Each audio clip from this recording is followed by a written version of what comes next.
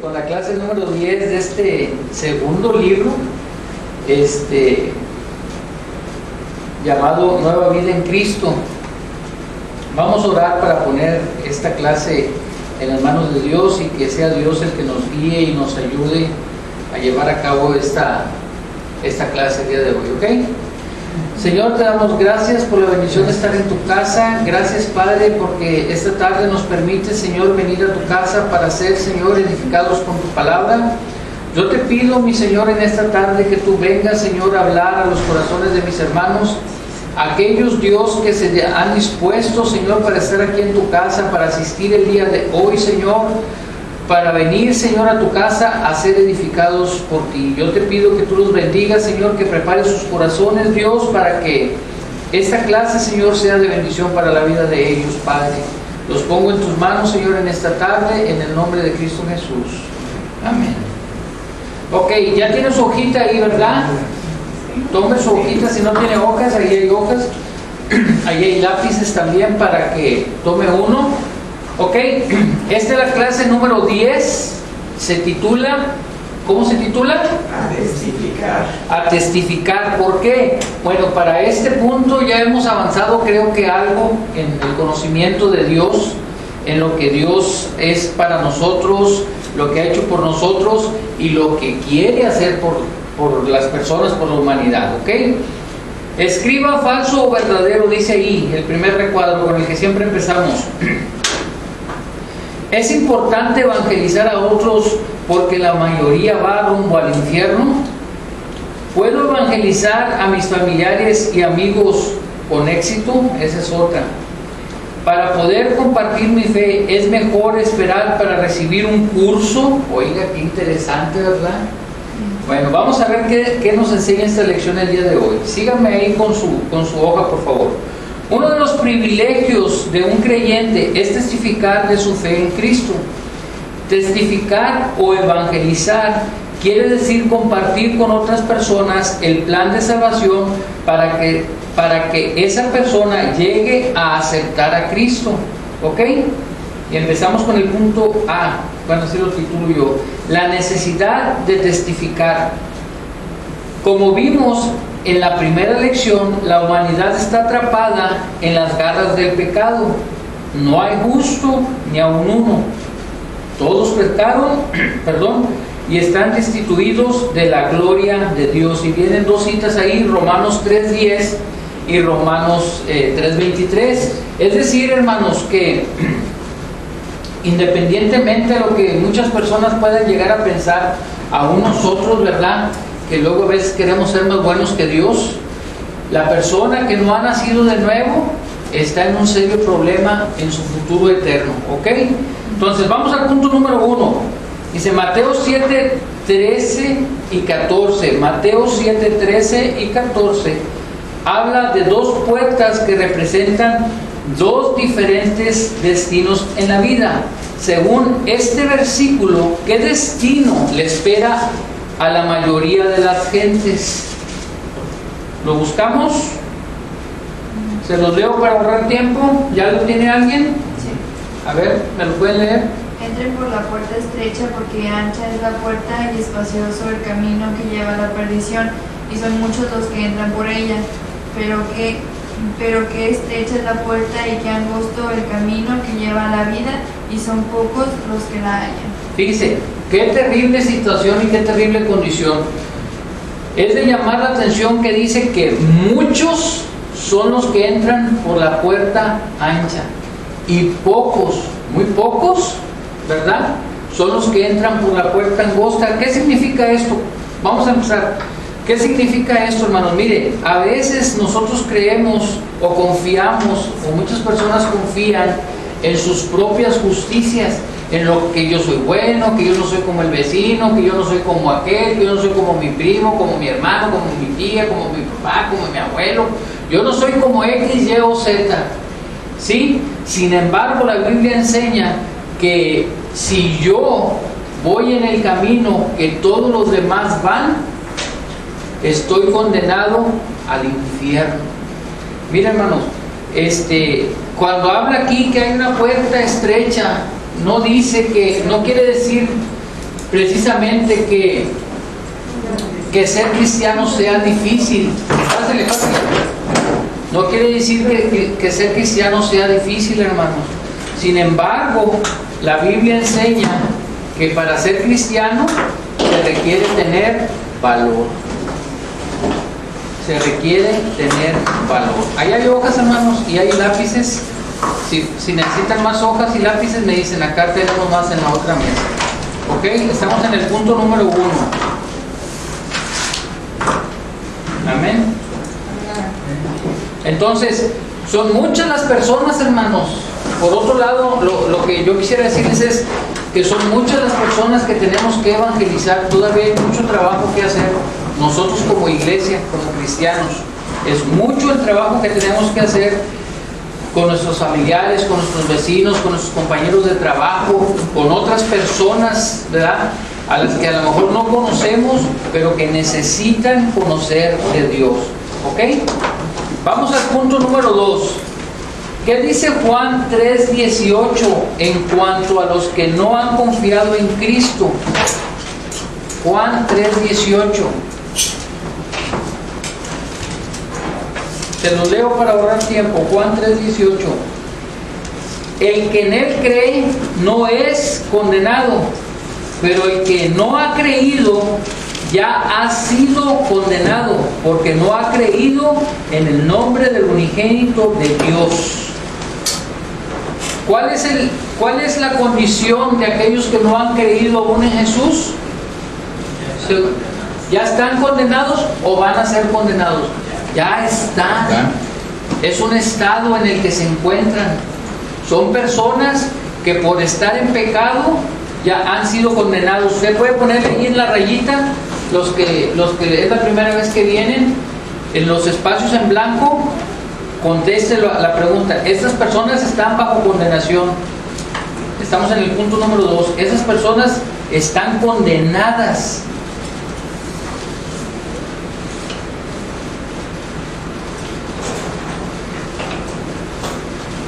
¿Ok? Cualquier persona que no ha nacido de nuevo, que no ha depositado su fe en Cristo, está bajo condenación. Eso es lo que enseña la Biblia, hermanos. ¿Ok? En contraste, dice el punto número 3, en contraste, el que cree no es condenado y viene un espacio en blanco y una cita, 2 de Corintios 5:17. Dice, de modo que si alguno está en Cristo, nueva criatura es. Las cosas viejas pasaron, he aquí, todas son hechas nuevas. Amén. Entonces, mire, ya hemos explicado en otros clases estos versículos, pero como quiera voy a hacer un pequeño hincapié en esto. Mire, aquel que ha creído en Cristo, hermanos, es una nueva criatura. No ha sido reformado, no ha sido rehabilitado, no ha sido reeducado, no, ha nacido de nuevo. Es completamente una nueva criatura. ¿Se acuerdan cuando hablaba de la palabra que se usó ahí para nueva? ¿Se acuerdan? De la traducción del griego, que una era neos y kainos. Ambas significan nuevo. Neos, de donde viene nuevo, y kainos. Y la palabra que usó Pablo aquí es kainos. Es una palabra que significa que es nuevo completamente, que no tiene un punto de comparación. Les decía yo, ahí hay muchos lápices y todos son nuevos, pero todos son iguales. ¿Me estoy explicando? Y la palabra kainos habla de algo completamente nuevo, sin punto de referencia. Es decir, que aquel que viene a Cristo, que nace de nuevo, lo dije y hoy lo vuelvo a decir, no puede seguir siendo igual si nació de nuevo. No puede seguir siendo borracho, no puede seguir siendo embustero, no puede seguir siendo ratero, no puede seguir siendo adúltero, no puede seguir siendo eso, porque es una nueva criatura. La naturaleza de Dios ahora vive en él. ¿Cómo? A través del Espíritu Santo. ¿Amén? ¿Quedó claro el punto? Entonces, ¿cuántas son nuevas criaturas aquí? ¿De veras? ¿Y son nuevos o...? Decía un pastor amigo mío, que yo le tengo mucho respeto, decía, es que Dios los restaura, hermano, pero ya no quedan buenos. quedan fallentos. No, Dios hace las cosas bien. Amén. Nosotros somos los que a veces no dejamos a Dios trabajar en nuestras vidas. Ok, punto número 4. Siendo una persona nueva en Cristo, oiga bien, siendo una persona nueva en Cristo, Dios le encomendó una misión especial, nombrándole a usted y a mí como embajador. ¿Cuál es la misión que Dios le ha encomendado según 2 de Corintios 5:20? ¿Qué misión le ha encomendado Dios? Oiga, pues no trajeron uno para el maestro, qué bárbaros. Según de Corintios 5:20, ¿alguien tiene la cita? Así que somos embajadores en nombre de Cristo, como si Dios rogase por medio de nosotros. Os rogamos en nombre de Cristo, reconciliados con Dios. ¿Qué es la misión que Dios le encargó a usted y a mí? Ir por todo el mundo. Según fíjese bien, es muy interesante la palabra que usó Pablo aquí. Bien interesante, hermanos. Miren, en el tiempo de Pablo, cuando se escribió la Biblia, ¿sí? El imperio romano era el imperio dominante, ¿sí? En el mundo, ¿ok? Cuando el imperio se dividía básicamente, hermanos, en dos tipos de ciudades, ¿ok? Había una ciudad en la que se asentaban, vamos a decir, los senados, los grupos políticos, ¿sí? En esas ciudades no había casi presencia militar, y había otras ciudades en donde había más problemas, o la gente, o esas ciudades que habían sido conquistadas todavía se querían rebelar contra el imperio, ¿sí? Y ahí tenía otro nombre que se me hace un poco difícil pronunciarlo. Ahí se asentaban más los soldados, ¿ok? Fíjese bien, cuando alguna de esas ciudades queda conquistada, ¿qué pasó? ¿Hojas? ¿Nomás me queda una? ¿Tenemos copia? Sí. Pues sí, yo creo que sí. Perdón, quita una. Ok. Sandra se quería llevar una, ¿eh? No me había fijado que había, no.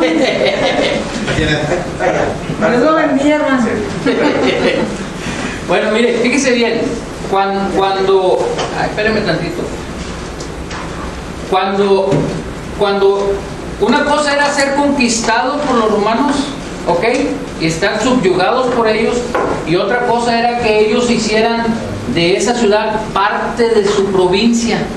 ¿Sí me explico? Que adherían con todos los términos legales, que podríamos decirlo así, a alguna área. Escuche bien, cuando eso iba a pasar, ellos nombraban embajadores, ¿ok?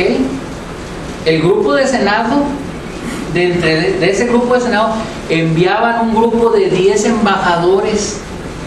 La misión de esos embajadores era exponerle a esa área, a todos los que estaban ahí, lo que iba a suceder, cuáles eran las leyes romanas, las costumbres romanas, todo eso. ¿Sí me estoy explicando, hermanos? ¿Sí?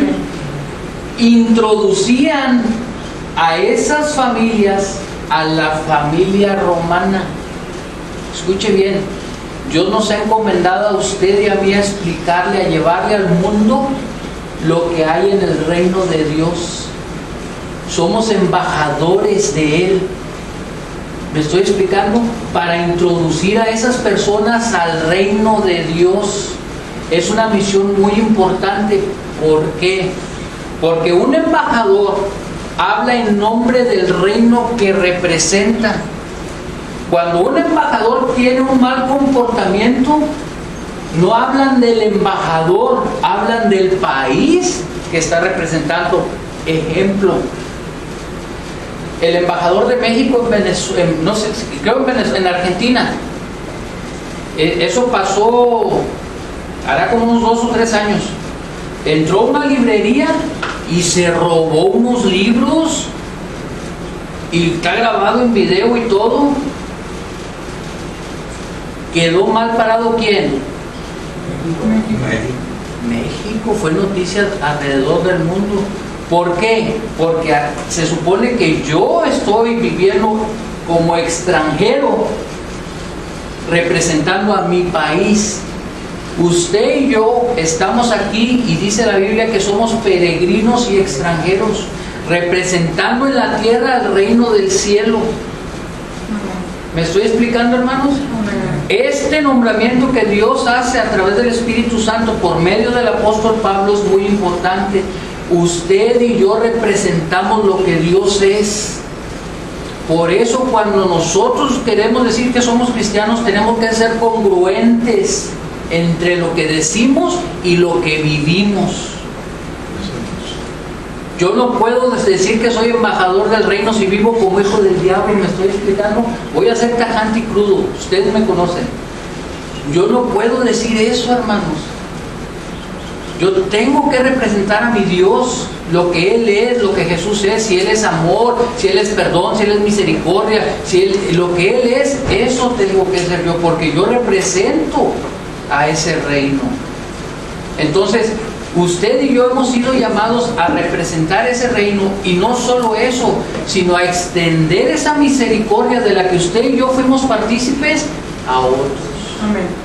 Aquí lo dice el texto, como si Dios rogase. Léalo, lea su texto. Como si Dios rogase por medio de nosotros, os rogamos en el nombre de Cristo, ¿qué cosa? Reconciliaos con Dios, reconcíliate con Dios. Ven a los pies de Cristo. Necesitas a Jesús, necesitas a Dios. Eso es lo que usted y a mí nos ha llamado el Señor. ¿Cuántos se consideran aquí embajadores? Lo que pasa, hermano, y perdón que interrumpa o que opine, hoy en día los miembros del templo, no hablo de la iglesia, porque la iglesia es pura, los miembros de la iglesia, no aquí en otras iglesias, Amén. aclarando, De otra iglesia nomás digas. de otra, sí, llevan el título de cristianos por llevar el título. Así es. Y avergüenzan el nombre de cristianos, porque el cristiano es un seguidor de Cristo, afuera. Así es. Allá afuera son una cosa y acá adentro son otras. Y esos llamados pseudo cristianos avergüenzan el evangelio con sus actitudes. Y dice la palabra, hay aquel que es piedra de tropiezo. Así es. Entonces, por eso es importante entender, miren, todas estas clases que hemos estado llevando, yo le ruego a Dios con todo mi corazón que haga la obra en ustedes. Yo le pido a Dios que de este grupo que está aquí, yo levante líderes capaces de edificar a otras personas, así como lo estoy haciendo yo, o mejor todavía de lo que yo lo puedo hacer. Yo no tengo ningún problema con eso.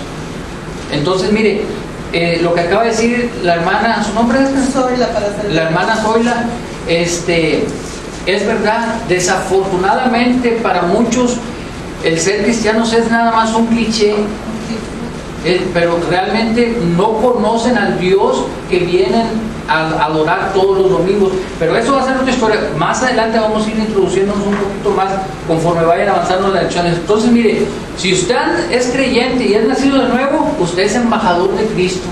¿Cómo está representando el reino? Esa es la pregunta, ¿verdad? ¿Cómo estamos representando el reino? Entonces, ¿cuál es la misión que Dios le encomendó a usted?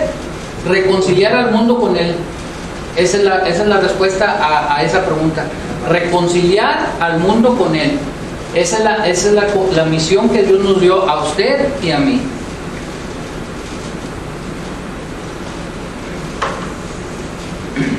Vamos al punto número 5.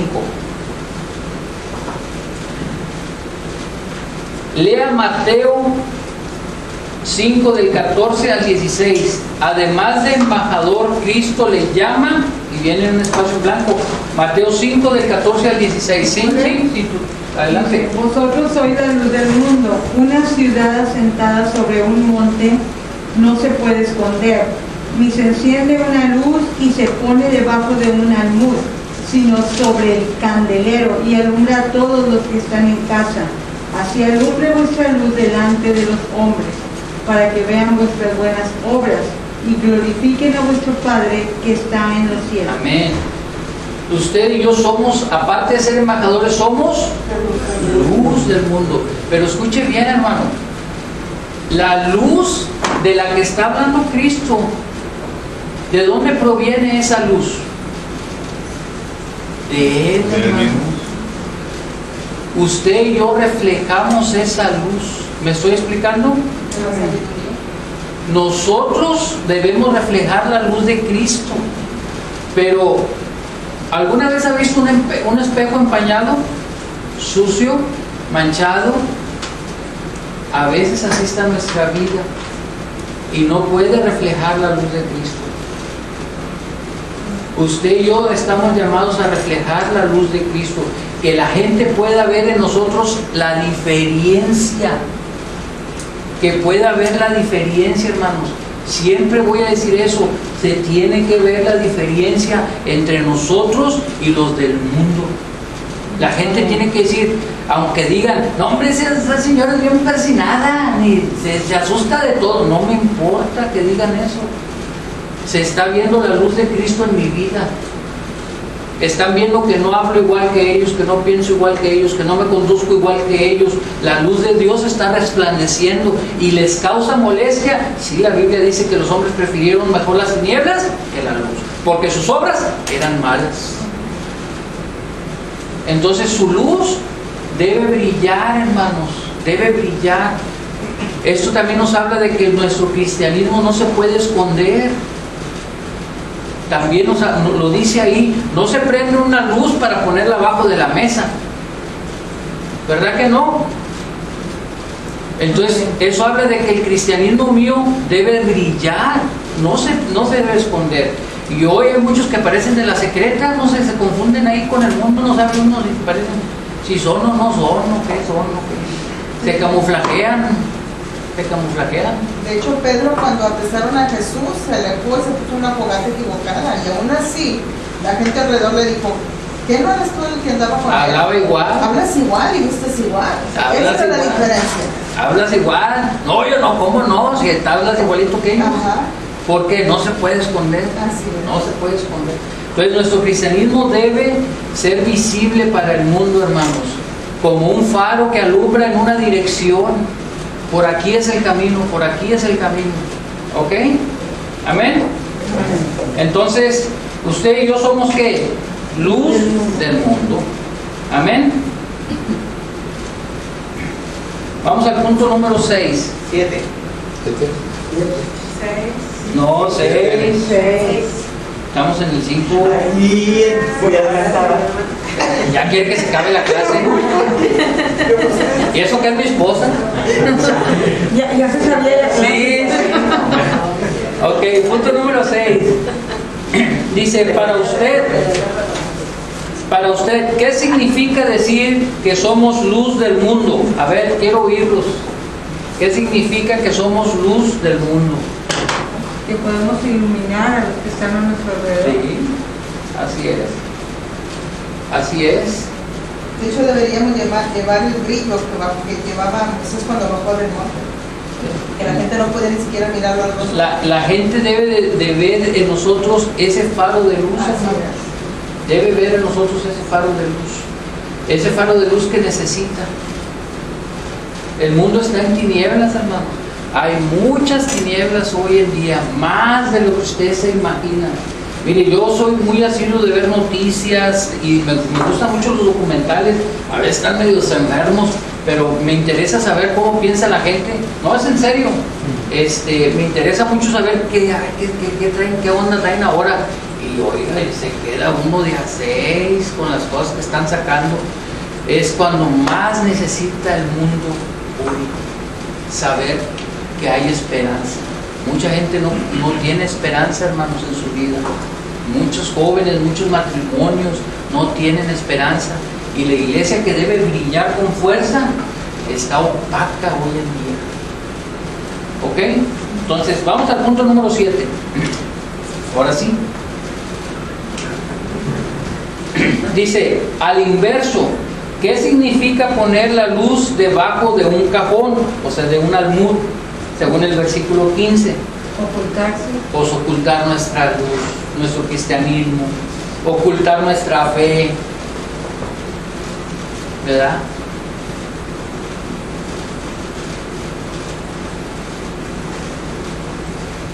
Hasta ahí vamos bien, ¿verdad? Y hemos llegado al cuadrito lateral que está ahí, ¿verdad? Ya se acabó lo que viene en la hoja. Ok, dice, para pensar. Dice, ¿le da pena hablar con otros de Cristo? Lea Romanos 1:16. ¿Por qué Pablo no tuvo vergüenza del Evangelio? Romanos 1:16. Porque no me avergüenzo del Evangelio, porque es poder de Dios para salvación a todo aquel que cree, al judío primeramente y también al griego. Amén. No me avergüenzo del Evangelio porque es poder de Dios para salvación. Amén.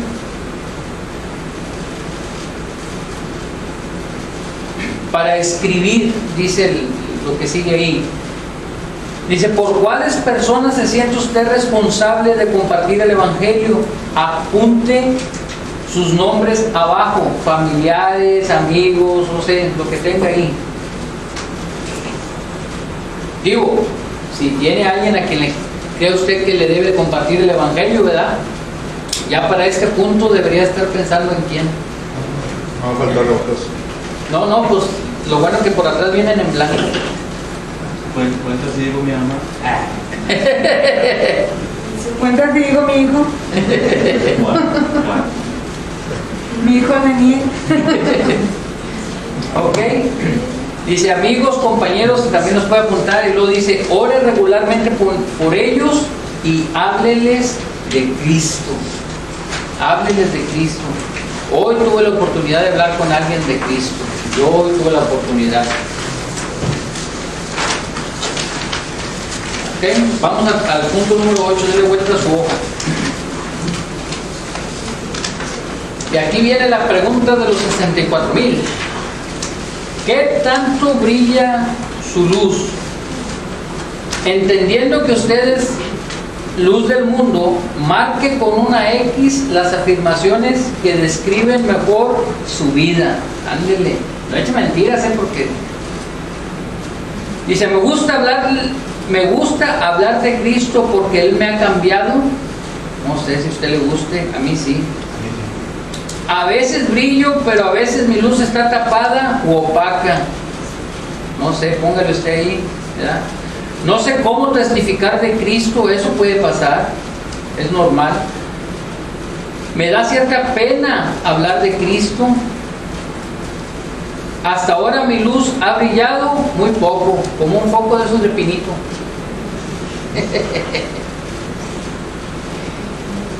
O como foco de luciérnaga. Dígame, hermano. ¿Qué pasa, hermano, cuando válgame la repetición, cuando pasa esto? ¿Cómo debe uno cambiar la situación? Yo sé que, como dice aquí, puse hasta ahora mi luz ha brillado muy poco. ¿Por qué siento yo eso? Porque a las personas que les he dicho sí ha brillado, pero son pocas las gentes que yo he hablado con ese entusiasmo, con esa seguridad, porque no me siento todavía como para hablar con una persona que no conozco bien. Ajá. ¿Sí me explico? Pero cuando hay necesidad de dar un testimonio a unas personas que están pasando por algún problema, ahí sí me siento muy bien y puedo hacerlo. Bueno, mire, dentro de los ministerios que Dios ha dado a la iglesia está el de la evangelización. Hay personas que Dios les ha dado esa facilidad. Aquí en este caso, el que nos ocupa hoy aquí en la clase, es más que nada en esa relación personal que tenemos con el trato de las personas. Mire, nosotros como creyentes debemos aprovechar, ¿se acuerdan que vimos que deberíamos aprovechar bien el tiempo? ¿Verdad que sí?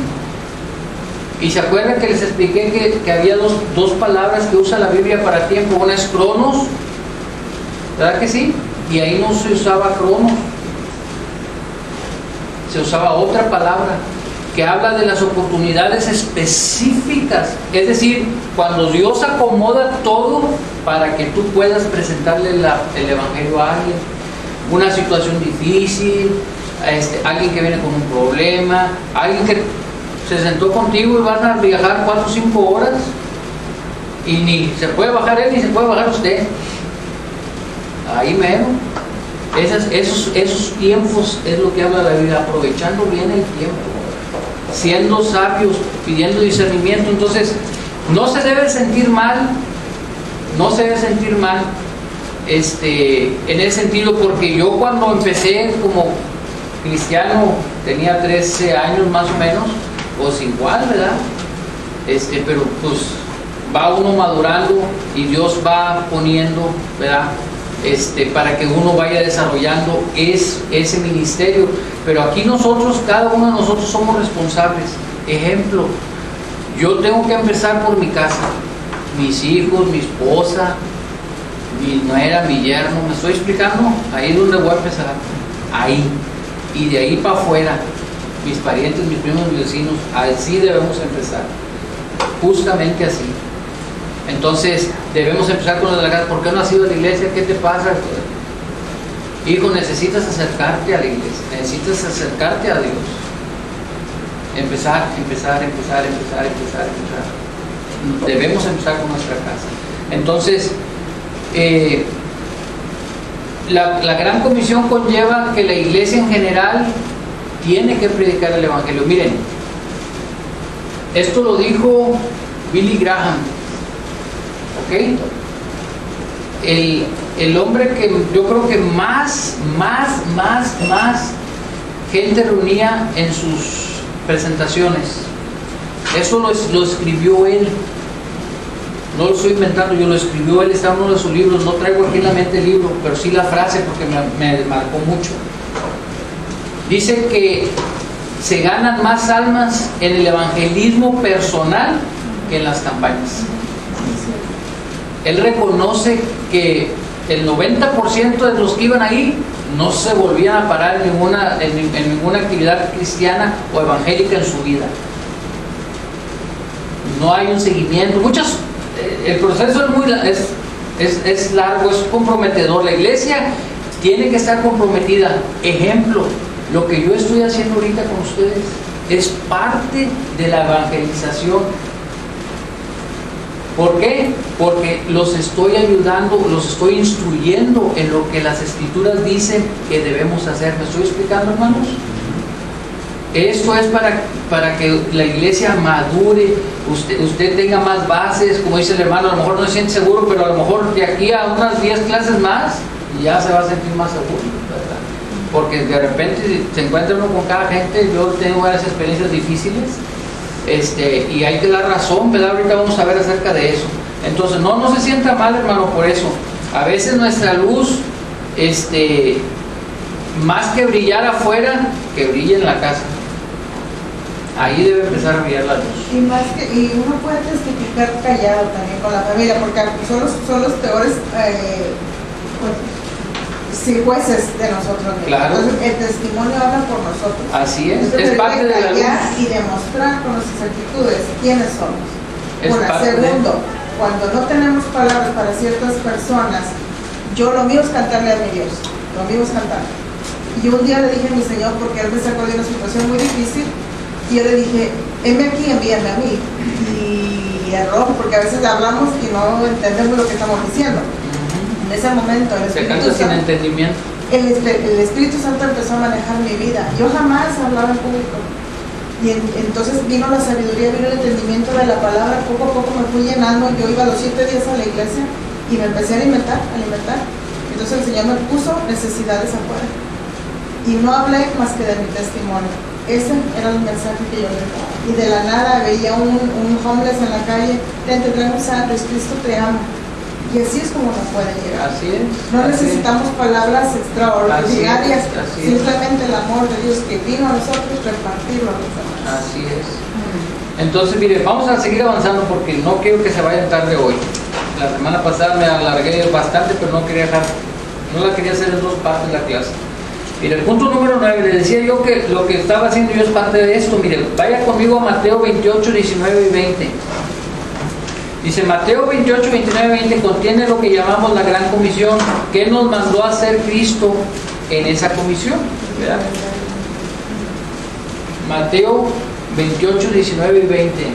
Por tanto, ir y hacer discípulos a todas las naciones, bautizándolos en el nombre del Padre, y del Hijo, y del Espíritu Santo, enseñándoles que guarden todas las cosas que os he mandado, y he aquí, yo estoy con vosotros todos los días hasta el fin del mundo. Amén.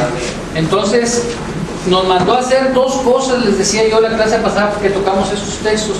Alguien ya hizo la primera parte con ustedes. Alguien los hizo discípulos de Cristo, les habló del Señor y ustedes dijeron, sí, yo quiero. Y ahora, a mí ahorita en este tiempo, ¿ok? Me está tocando discipularlos. ¿Por qué? Porque les estoy enseñando que guarden, que guardemos, enseñando que guardemos, dice, todas las cosas que os he mandado. No basta traer a la gente a la iglesia y sentarlos en una banca, si no les vamos a enseñar. Tenemos que enseñarle a la gente, ¿ok? Entonces hay dos funciones que hacer: es evangelizar, traer a la gente a la iglesia, y la segunda parte es adoctrinar a esa gente, o sea, enseñarles la doctrina de Cristo, lo que Cristo enseñó, ¿ok? Hacer nuevos discípulos y enseñarles lo que Cristo nos ha dejado para que aprendamos y guardemos. Amén. ¿Cómo testificar? Es la siguiente parte de la lección. Sugerencias prácticas para cómo testificar, ¿ok? Y es un pequeño decálogo que está ahí. Creo que sí es un decálogo. Dice, permita a Cristo cambiar su vida. Recuerde que sus palabras valdrán poco si su comportamiento no lo respalda. Amén. Mateo 5:16, así alumbre vuestra luz delante de los hombres para que vean vuestras buenas obras y glorifiquen a vuestro Padre que está en los cielos. Y ya lo he explicado antes, aquí no está hablando de las buenas obras que puede hacer como donaciones y cosas, no está hablando de esas buenas obras. Hay muchos ateos y paganos que hacen mejores obras que la iglesia de ahora. Dan más dinero, aportan más cosas, tienen comedores y lugares para la gente que no tiene casa y muchas cosas. No, esas obras no, eso lo puede hacer cualquiera. Aquí está hablando de tu vida y mi vida, de saber perdonar, por decirte algo, que puedas perdonar la ofensa de alguien y que puedas ayudar a tus enemigos, aquel que un día te hizo daño, y que tú puedas extender tu mano de favor. Órale, yo te voy a ayudar. ¿Me estoy explicando, hermano? Que la gente diga, mira, fíjate todo lo que hizo y como quiera le anda ayudando. Eso es el amor de Dios. ¿Me estoy explicando? Entonces de nada sirve hablar mucho y hacer todo lo contrario. Es lo que está diciendo aquí. Punto número 2 dice, use la Biblia. Es la palabra de Dios. Es un arma poderosa que aclara la confusión en la mente del pecador. Hebreos 4:12, y les voy a leer las citas para ahorrar tiempo. Porque la palabra de Dios es viva y eficaz y más cortante que toda espada de dos filos, y penetra hasta partir el alma, y el espíritu, las coyunturas y los tuétanos, y discierne los pensamientos y las intenciones del corazón.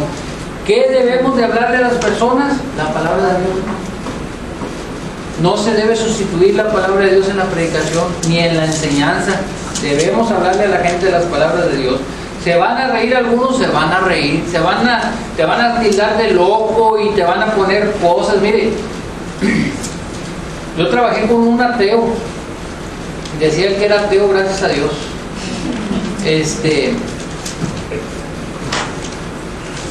Y trabajé con él, es un ingenierazo. Y yo trabajé con él como ingeniero, yo soy ingeniero. Sí, no, mis respetos, o sea, digo, he trabajado en muchas partes, he hecho muchas cosas como ingeniero, y mis respetos, o sea, Toño se llama, es un ingenierazo. No, mi respeto, o sea, yo sé reconocer cuando alguien es bueno, ¿verdad? Y mejor que yo. Total que él es ateo, bueno, ya no. Hablamos mucho, hermano, me tocaba viajar con él, a veces 4 o 5 horas en la carretera, y desde que nos subíamos y agarramos carretera ahí, ese hombre sabe Biblia, que es un encanto. Pero en ese entonces, ahorita no lo creo por lo que voy a platicar, siempre era para atacar, para desvirtuar la palabra de Dios, siempre era en ese sentido. Y lo que yo logré percibir en él es que había un resentimiento de él hacia Dios. Bueno, eso es lo que yo pude sentir, ¿verdad? Yo oré mucho y yo sentí que él tenía un resentimiento contra Dios. No le hago el cuento largo, pues ahí estábamos, ¿verdad? Pues yo le decía, pues sacaba la Biblia del contexto y todo, y ahí íbamos para atrás y para adelante. Al tiempo él dejó de trabajar, yo seguí en la compañía, él se fue. Entonces un día me habló, me dijo, oye José Luis, quiero llegar a saludarte ahí a San Antonio. Yo vivía en San Antonio todavía. Quiero llegar a saludarte, venía de San Francisco, no sé, por allá andaba haciendo unas instalaciones. Ya total llegó, me habló, me dijo, ¿estás en la oficina? Sí, llegó a la oficina, me saludó, me abrazó, yo lo vi muy amigable, ¿verdad? Más de lo común, digo, nos trabajamos mucho tiempo y yo sabía, no es una mala persona, es un, perdóname la palabra, un peladazazo, pero al final de cuentas medio frío, ¿verdad? Pero no, pues me invitó a comer, fuimos a comer. Dios trató con él. Dios trató con él, ya me platicó en su viaje lo que le pasó. Y dice, y me acordaba mucho de tus palabras. Y lo único que hacía, si estás allá arriba, si hay un Dios allá arriba, ayúdame. Y luego que dice, no, Dios me ayudó. No le quedó más que reconocer. Yo no hice otra cosa, hermanos. Nunca entramos en un conflicto de pelea. ¿Sí me explico? Hay que ser sabios en eso. Yo he tenido que aprender, eso es algo que yo tuve que aprender. Hay que ser sabio en el manejo de la escritura. La escritura no es para contender. Hay que sacar a la gente de su error, pero hay que saber sacar a la gente de su error y dejar a Dios trabajar. ¿Ok? Entonces, deje el Espíritu Santo y use la palabra de Dios. Vamos al punto número 3, dice, confía en el Espíritu Santo para ayudarle a testificar. Oiga bien lo que dice ahí, Él convence al mundo de su pecado, preparándolos para prestar oído cuando usted presente el plan de salvación. Mira, hermano, yo no me preocupo por lo que pase de aquí para allá. Eso yo siempre se lo he dejado a Dios. Hay quien va a recibir la palabra bien, hay quien no la va a recibir, hay quien le va a molestar, eso ya lo sé yo. A algunos les van a dar reacciones alérgicas, otros son intolerantes a la lactosa y se les va a hacer bolas el engrudo, lo que sea. Eso es cuestión de cada quien con Dios. ¿Me explico? El asunto es aquí. Yo tengo que pararme aquí debidamente preparado para dar la palabra. Lo demás es asunto de Dios. Por eso dice aquí que yo debo confiar en el Espíritu Santo. Yo voy a dar la palabra y en su momento, a lo mejor no aquí, pero más adelante, como pasó con mi amigo, Dios va a hablar. Dios le va a decir, ¿te acuerdas? Así, acuérdese. Bueno, y Dios va a hacer la obra. Usted y yo tenemos que sembrar la semilla. Es todo lo que tenemos que hacer. Nada más. Dejar la semilla de la palabra y Dios se encargará de lo demás. ¿Ok? Punto número 4. Dice, ore constantemente por sus amigos, aunque no han aceptado a Cristo. Busque oportunidades de compartir con ellos. Siempre busque la oportunidad, aprovechando bien el tiempo. Acuérdense. Punto número 5. Mire al inconverso con compasión, entendiendo que vive esclavizado por el pecado. El inconverso no es su enemigo, sino que es víctima del enemigo. Y aquí hay que tener cuidado, hermanos, con eso. Es verdad. Tenemos que ver a las personas con compasión. Y sí, claro, hay que tener cuidado y ciertas reservas, pero debemos de tener compasión de ellos porque necesitan de Dios. si están en drogas, si están atados por el alcohol o por alguna otra situación, debemos de tener compasión para que Dios tenga misericordia de ellos, ¿ok? 6. Testifique con una actitud de humildad. Primera de Pedro 3:15, se los voy a leer. Sino santificad a Dios el Señor en vuestros corazones, fíjese bien, y estad siempre preparados para presentar defensa. Oiga bien, estad siempre preparados para presentar defensa. Hay que estar listos para que si alguien le dice, ¿y tú por qué crees en Dios? ¿A poco tú crees que hay Dios? Yo estoy preparado para presentar defensa. Pero fíjese bien lo que dice, con mansedumbre. Hay que saber presentar la defensa con mansedumbre y reverencia ante todo aquel que os demande razón de la esperanza que hay en vosotros. ¿Para qué vas tanto a la iglesia? ¿Quieres saber por qué? Siéntate, te voy a explicar. ¿A poco tú crees que hay un Dios? Seguro que hay un Dios. Déjame te explico por qué creo que hay un Dios. ¿Quieres que te diga? Te voy a explicar. Con la Biblia, porque yo creo que hay un Dios. Pero con mansedumbre, no peleen, porque ahora se pelean y había de ver ahí en el Facebook y en el Tuyú cómo se echan ahí oiga, qué cosa tan horrible. No, la Biblia no está para eso. No, hay que saber, hay que ser sabios en eso, hermano. Punto número 7, sea cortés. Cuide que el inconverso sienta que usted tiene un verdadero deseo de ayudarle y no condenarle. Claro, estamos para ayudar a las personas. Para eso estamos. Sea neutral, sea natural.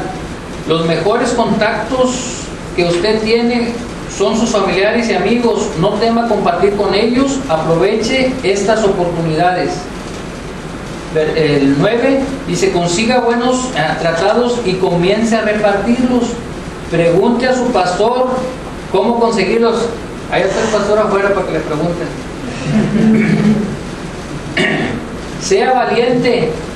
Aunque no todos acepten su mensaje, recuerde que usted es el portador de las buenas nuevas que traen vida eterna. Romanos 1:16, porque no me avergüenzo del Evangelio, porque es poder de Dios para salvación a todo aquel que cree, al judío primeramente y también al griego. Amén. Y luego dice, además la mayoría de las personas son más abiertas de lo que usted percibe. ¿Ok? Vamos al recuerdo lateral, creo que ahora queda en el lado izquierdo. ¿Ok? Para memorizar. Se siente inseguro porque no sabe qué decir a los que quiere evangelizar. Es muy común, lo que decía ahorita, hermano, es muy común sentirse así. Para tener más confianza, viene ahí, estudie el plan de salvación en el apéndice número 6. Sus hojas traen una hojita grapada allá atrás y viene una guía básica de más o menos cómo presentarle a alguien el Evangelio, ¿verdad? Recorte la hoja en el apéndice, recorte la hoja del apéndice que contiene el plan de salvación y péguela con goma en su Biblia. Los que traen Biblia, los que no, pues no la van a poder pegar. Aprenda ese plan de salvación incluyendo las citas bíblicas. Amén. Para hacer dice, ¿cuándo puede usted comenzar a testificar? ¿Cuándo? ¿Cuándo sería un buen momento? Mire, esta semana comparte el plan de salvación con una persona anotada en su lista. No espere que pase más tiempo. Si no tiene el plan memorizado, podrá compartir Juan 3:16. Si quiere saber cómo se da un testimonio personal eficazmente, el apéndice 6 contiene algunas sugerencias prácticas para ayudarle a compartir con otros lo que Cristo ha hecho en su vida. Amén. Entonces, mire, cuando lleguen al cielo y que estén allá y que estemos en el tribunal de Cristo, ustedes no van a poder decir que no sabían cómo predicarle a alguien. Amén. Se quedaron bien serios, no dijeron nada. Nada, sí. Me voltearon a ver con ojos inquisidores. Eso es lo que dice la Biblia. Es lo que dice la Biblia. Entonces, tenemos un gran compromiso, hermanos. Bueno, ya voy a cerrar para dar las frases finales. Dice, para crecer, lea Romanos el capítulo 5 al 8, lea cada capítulo por 2 días seguidos para entenderlo mejor. Amén. Entonces, mire, tenemos un gran compromiso. Primero, ante Dios. ¿Por qué? Porque se supone que usted y yo somos, ¿qué? Sus representantes. Primero ante Él, ¿cómo estamos representando a Dios en la tierra? Y luego, con los que están sin Cristo. Ahí tengo otro compromiso todavía mayor, porque tengo que llevar tantos como me sea posible a los pies de Cristo. Y no tiene que ser un mega evangelista ni nada por el estilo, hermanos. La lección es clara, empezando por la casa, con los familiares, con los amigos, con los que trabajan ahí. Con esos debemos empezar a testificar. ¿Ok? ¿Queremos ver la iglesia llena? Tenemos que empezar a trabajar nosotros. Las ovejas se tienen que reproducir y es trabajo nuestro. Es trabajo nuestro hacer que eso suceda. Entonces tenemos un compromiso muy grande delante de Dios. Mire, lo que Dios ha depositado en usted y en mí es muy valioso. Es muy valioso, como para nada más dejarlo para nosotros. Hay que compartirlo con otros. Amén. ¿Quiere testificar? Empiece ya. Empiece ya, porque Dios nos va a pedir cuentas a todos. Amén. ¿Alguien quiere añadir algo? Les dije que iba a acabar temprano. Muchas personas toman el versículo que dice: y predicar el evangelio a toda criatura, que serán testigos en Jerusalén, Judea, Samaria y hasta lo último de la tierra. Y se preparan mentalmente: hermano, me quiero ir a predicar a Cuba, me quiero ir a predicar a Guatemala. Quieren salir del contorno, sabiendo que Judea, Samaria están a su alrededor. Nuestra familia, los vecinos, el trabajo. Esos son nuestros territorios donde podemos empezando trabajar. por nosotros, o sea, empezando por la casa, o sea, así se tiene que empezar, empezando por la casa, empezando por la casa, empezando por la casa. Mi esposa fue la primera que se salvó ahí en su casa y ahí empezó. En mi casa fui yo, y pues, andan, que caen y que no caen, pero ya andan cerquita. ¿Sí me explico? O sea, Dios como quiera obra. ¿Pero por qué? Tenemos que empezar por la casa. Nosotros tenemos que empezar por nuestra casa. Amén. ¿Alguien más que quiere decir algo ya para orar? Bueno, nada más el falso verdadero que nunca nos falte, ¿no? Ah, pues órale, póngale ahí usted que tanto le gusta. Dice, es importante evangelizar a otros porque la mayoría va rumbo al infierno. Amén. Ya ni se habla del infierno casi en las iglesias, hermano. Casi te lo toman como pecado. Pero todo el que no cree en Cristo va al infierno. No hay puntos medios, con Dios no hay medias tintas. O estás con Él o estás sin Él. Amén. ¿Puedo evangelizar a mis familiares y a mis amigos con éxito? No, eso es falso, porque Dios es el que se va a encargar. Nosotros no somos quienes para... Yo hablo y Dios se encarga de lo demás. ¿Ok? Para poder compartir mi fe, ¿es mejor esperar para recibir un curso? No, es falso. Tan falso, acuérdense de la Biblia, tiene varios testimonios. El endemoniado gadareno quería predicar. Hay varios casos en la Biblia de gente. La mujer samaritana fue la primera evangelista ahí en su pueblo. Cristo trató con ella y le predicó a todos. Llegó y miren, fíjense cómo estaría la forma que testificó, que salieron a ver a Jesús. Oye, pues, ¿qué le pasó con esta gente? Vamos a ver. Bien efectiva. Pero fíjese lo que acaba usted de mencionar. Decimos, es que ¿cómo le voy a hablar a aquel? Lo siento. El endemoniado gadareno, con su testimonio, salvó demasiado. Fueron de los primeros que con testimonio trajo muchos a los pies de Cristo. Así es. Y la mujer también. En los tiempos de Cristo, o sea, que una mujer hablara con un hombre, era muy mal visto. Y sin embargo ella hizo un grado todo y dijo, no, yo les voy a hablar. tienen que conocer al maestro. Entonces nosotros que tenemos más libertad, ¿cuánto más, verdad? Amén. Bueno, vamos a orar ya para terminar con la clase.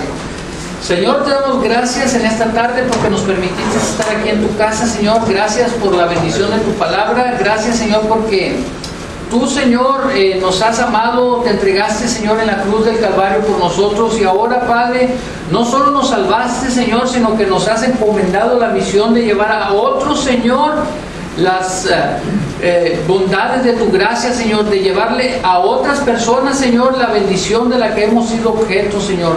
Yo te pido en esta hora, Señor, que tú nos ayudes a testificar, no solamente con nuestras palabras, sino con nuestra vida, que podamos ser, Señor, personas que marcan la diferencia en un mundo que cada vez está más perdido, en un mundo, Señor, que cada vez está más apartado y alejado de ti, Señor, en un mundo que cada vez está más enceguecido por el pecado, Señor, que nosotros, tus hijos, podamos brillar en medio de ellos, Señor, para que las personas que están buscando esperanza, Señor, que están buscando dirección para su vida, puedan venir a tus pies, Señor. Permítenos, Padre, ser de bendición a otras personas. Yo te ruego por cada uno de mis hermanos, Señor, y te agradezco, Señor, por la vida de ellos, los que se han dispuesto, Señor, desde que empezamos estas clases, que no han fallado, Señor, que han estado constantes, Padre. Yo te agradezco, Señor, por la vida de ellos, porque en su corazón, Señor, hay el deseo, Padre, de poder seguir creciendo, de conocerte más, Señor, de prepararse, Padre, para poder ser de bendición a otras personas. Bendigo sus vidas en esta tarde, Señor, y te agradezco, Señor, por la vida de ellos. Yo te pido, Señor, que nos ayudes como iglesia, Señor, a ser una iglesia que brille, Señor, en medio de un mundo perdido, Señor. Que seamos, Señor, una iglesia que emita más luz que el ruido que pueda hacer, Señor. Que brillemos, Señor, en medio de este mundo, Padre, para gloria de tu nombre. Nos ponemos en tus manos, Señor, en esta tarde, en el nombre de Cristo Jesús. Amén. Dios les bendiga, hermanos. Muchas gracias. Igualmente, hermano.